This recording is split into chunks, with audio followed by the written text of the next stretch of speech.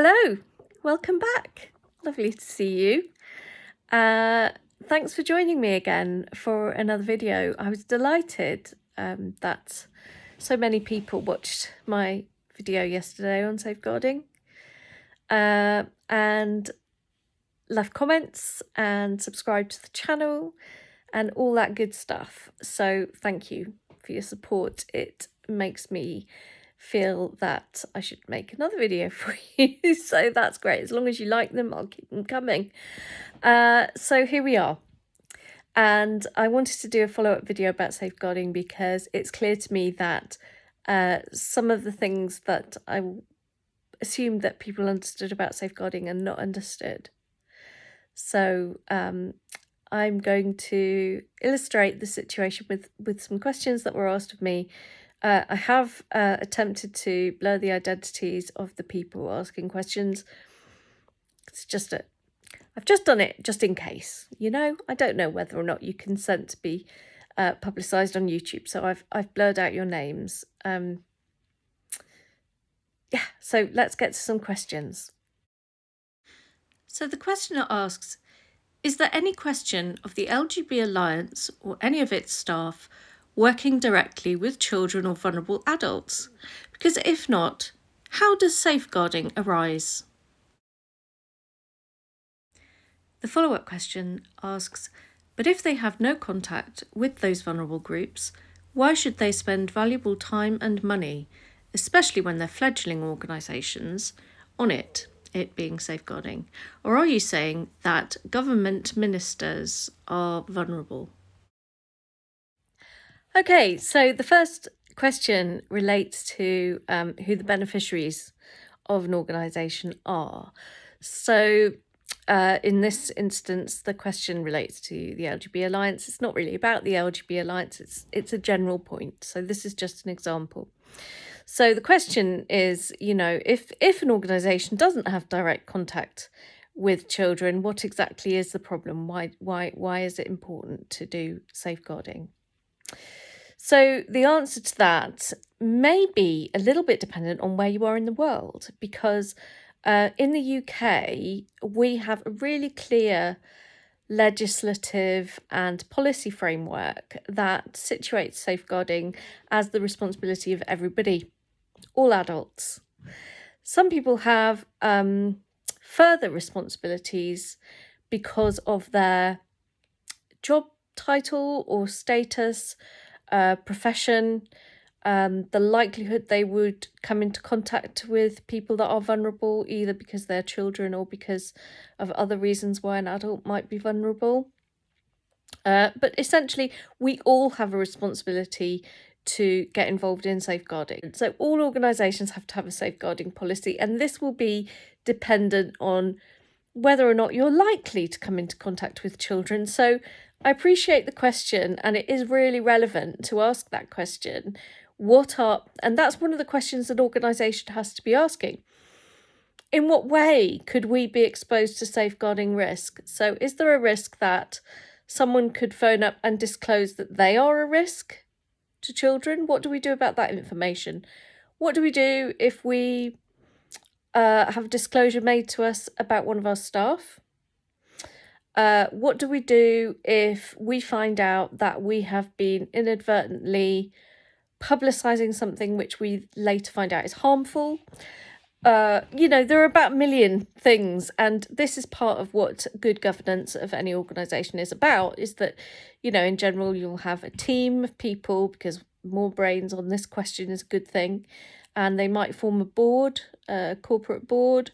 They might have a formal role, or it might be just advisory, but those people are there to ensure good governance of the organisation. So when they have these meetings, you know, these are the kind of questions they should be asking of organisations. On to the next issue.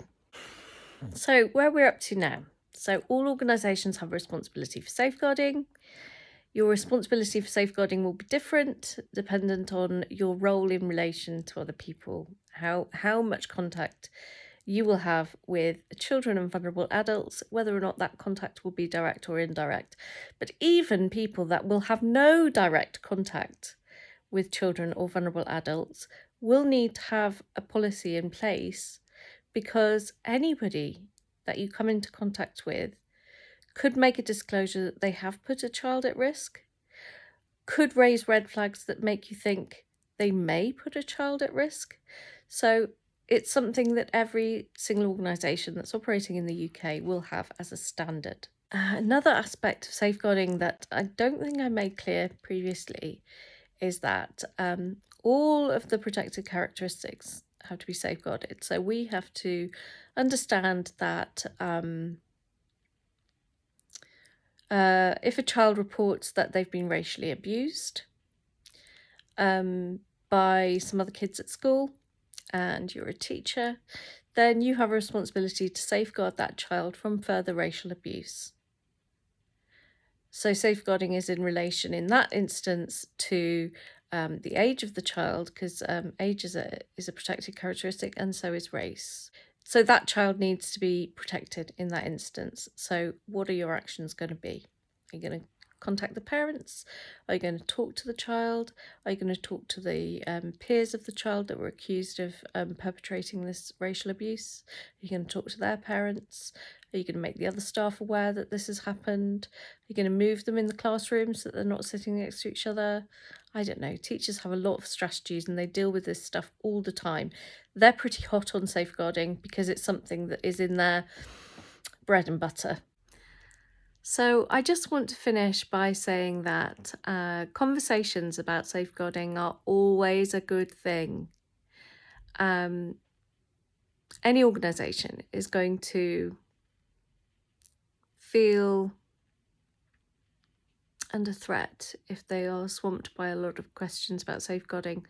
The problem is that if people ask a question and the answer is not forthcoming, or the answer is not full, or it feels like it is dismissive or evasive, women who do safeguarding will continue to ask those questions, because our responsibility is to ask difficult questions, and we take that responsibility seriously. The best way to deal with people raising safeguarding issues is to follow a solid safeguarding procedure and take the appropriate action. So if somebody is making a public statement which then raises safeguarding issues, which the public bring to you, it could be that you need to have an internal discussion about that and then make a statement saying we've addressed these safeguarding issues, we're going to take these steps to make sure that people are protected. I recommend you follow Safe Schools Alliance on Twitter. There's a fantastic thread this morning all about safeguarding. You know, those guys know what they're on about. So if you're feeling a little bit under threat and not feeling sure of your footing, perhaps you are not used to the policy framework that we have in the UK, or maybe it's just something that you've overlooked, thinking, you know, it's a nice thing to do, we'll get round to it. And like I said, you know, because I see safeguarding and accessibility as quite linked, and you would want to be recruiting volunteers and representatives who share those integral values. So you want to be thinking about, you know, interview questions or a value statement or something which you can use to identify people that share those commitments and those values, so that you can demonstrate them as an organisation going forward. So it's something for us all to think about some more, and I hope that we continue to have the conversations. I have so many thanks. I've forgotten everybody's. I'm getting a bit tired now, so I'm gonna end this. But I really am grateful for all the conversations, all the comments here, and people have also contacted me on Twitter. So thank you very much for that. I'll see you again soon.